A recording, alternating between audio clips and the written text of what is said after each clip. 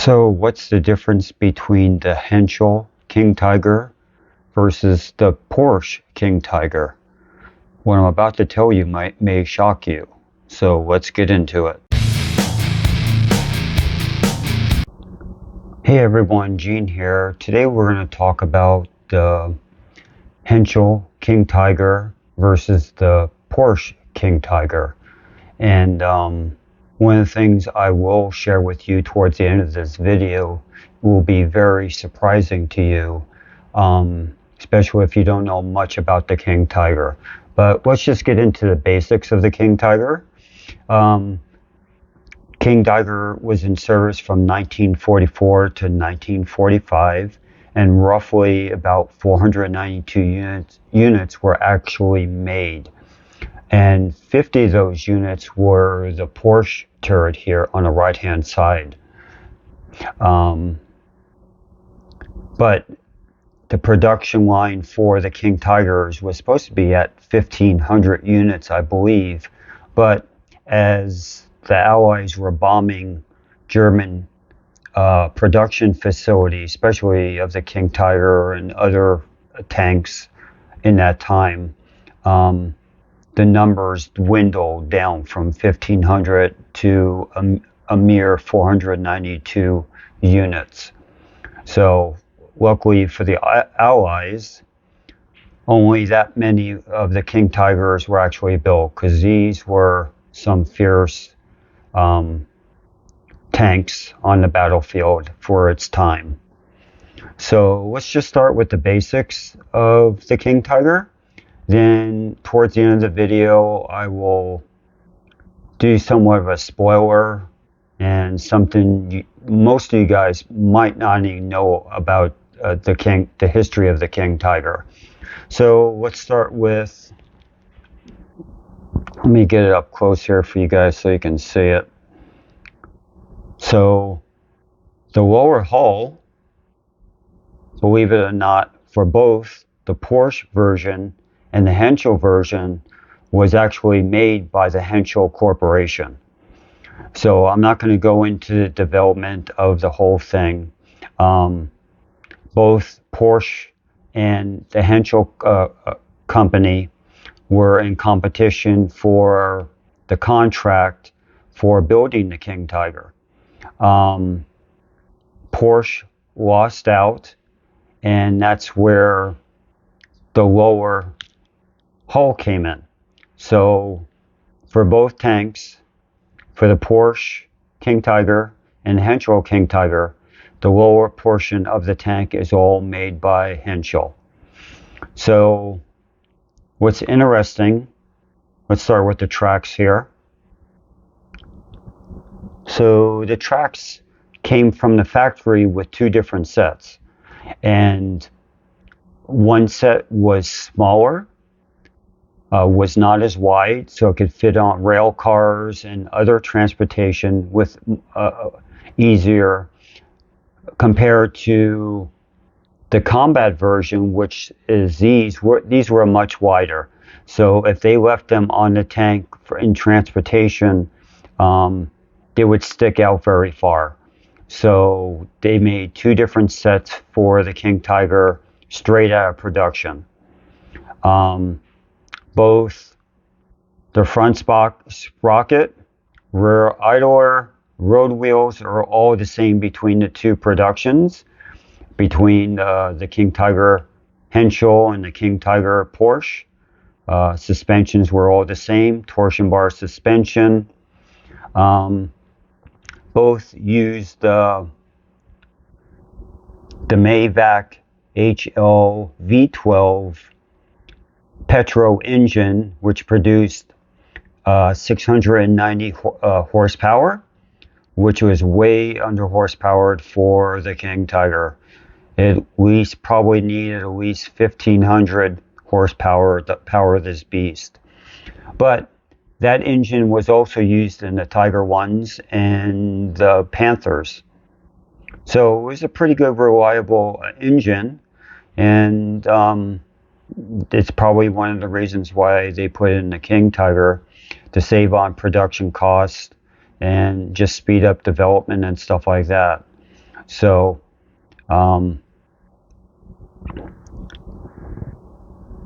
so the gearbox was made by Maybach. Had a traditional drive shaft.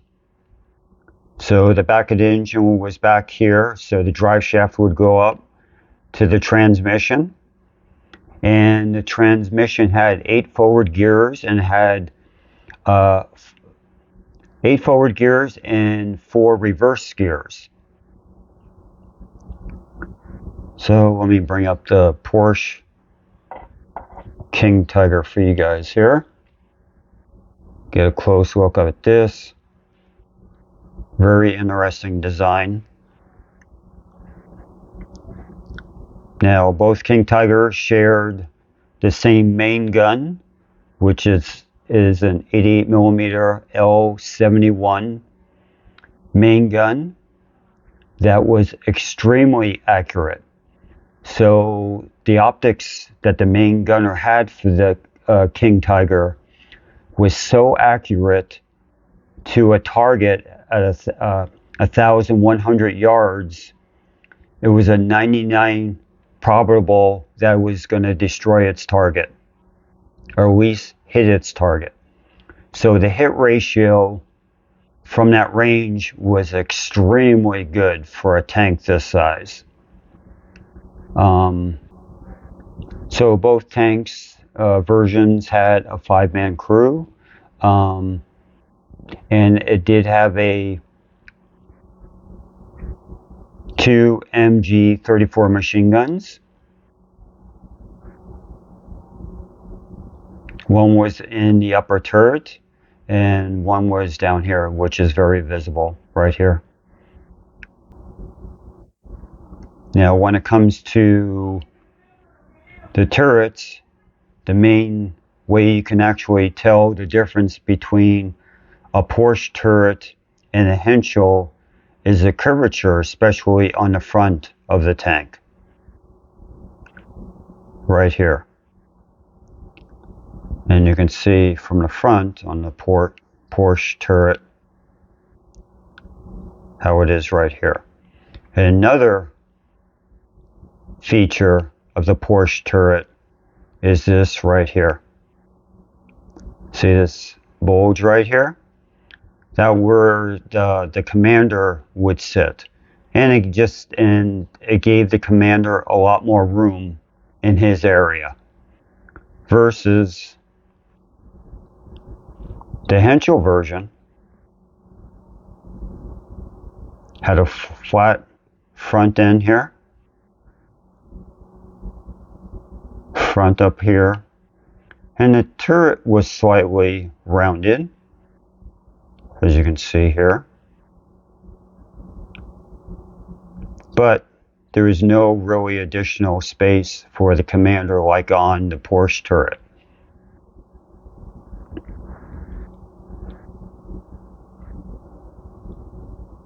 So let me get up both tanks up real close for you guys so you can see them. And this would probably give you a lot better perspective.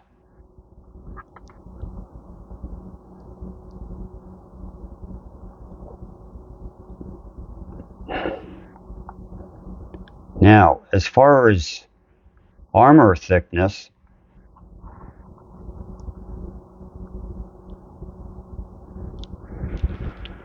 the Porsche frontal armor was 3.9 inches thick, where the Henschel armor protection was 7 inches thick. So big difference there.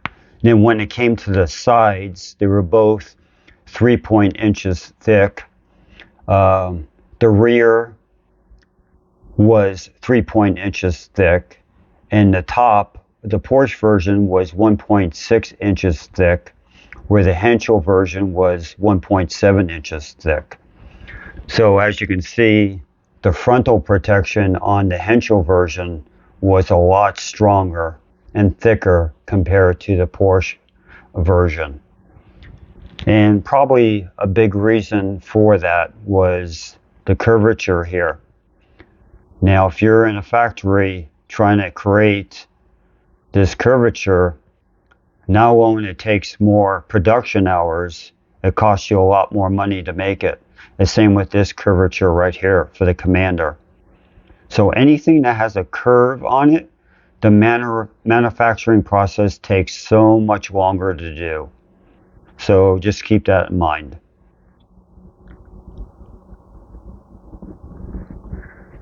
Now, let's get into something you guys that are maybe thinking about starting a collection of World War II tanks and don't know much about the King Tiger line of tanks.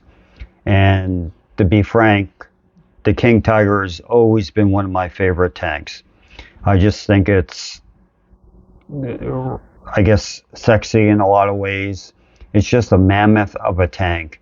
And if you think if this maybe was built earlier in the war, and they were able to build the initial 1,500 units that they wanted to build, how much of a difference a tank like this could actually make on the battlefield. But one thing that was plagued with these tanks was the underpowered engine. Like I previously said, mechanical failures from the transmission, drive shaft, a lot of mechanical issues with this tank, unfortunately. One of the things I did not cover,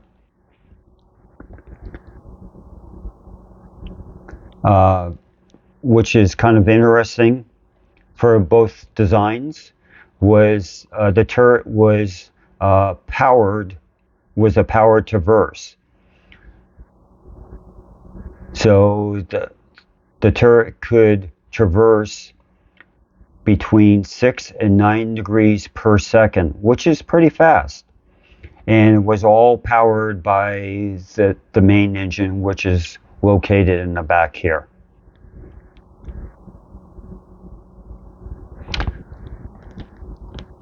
So I told you guys at the beginning of the video I had something that would shock some of you guys or surprise some of you guys. And what if I told you that the Henschel turret was not made by the Henschel Corporation?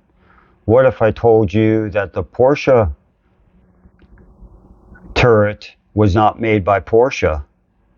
Would you be surprised? The answer is yes. They were both not made by their manufacturers.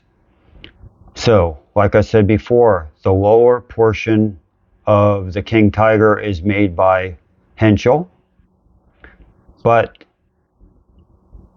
the upper turret was actually made by the Krupp Corporation. So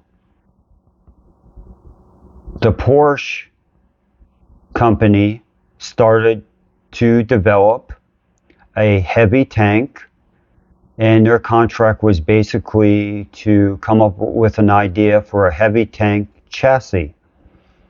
So they came up with a couple versions. They came up with a chassis with one engine. They came up with a chassis with even two engines, but it was plagued by mechanical issues. So, and in the meantime, Henschel was developing their own lower chassis for the King Tiger. So back to the Porsche King Tiger.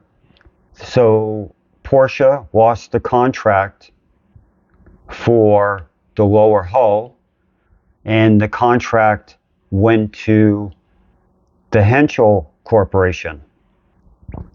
But in the meantime, when the Porsche Corporation was developing this lower portion of the tank, the Krupp Corporation was actually building a turret for it, and they built 50 of them. But like I said, the Porsche Corporation lost the contract, and the contract went to Henschel.